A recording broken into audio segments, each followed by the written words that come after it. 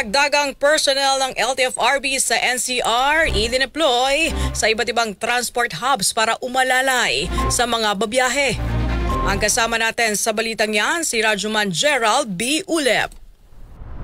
Ala-ala 2025 RMN News Special Coverage.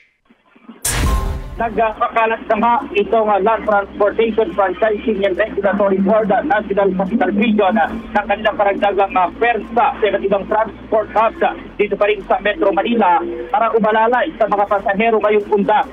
Asahan kasi ngayong araw ang tika ng mga pasaherong uuwi sa kanilang mga probinsya na dadalaw sa puntot ng kanilang mga namayapang mahal sa buhay.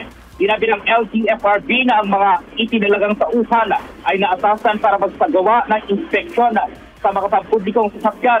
Ito ay para tiyaking ang mga roadworthy lamang na sasakyan ang masasakyahin at ito ay bilang pagsunod na rin sa regulasyon lalo na inaasahan ang pagdagsa ng mga pasahero pa ngayong araw.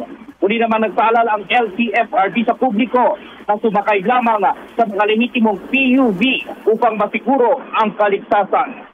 Kasama mo sa RMN Manila para sa Ala-Ala 2025 Special Coverage, Rajuman Gerald B. Ulep, Tataka, RMN.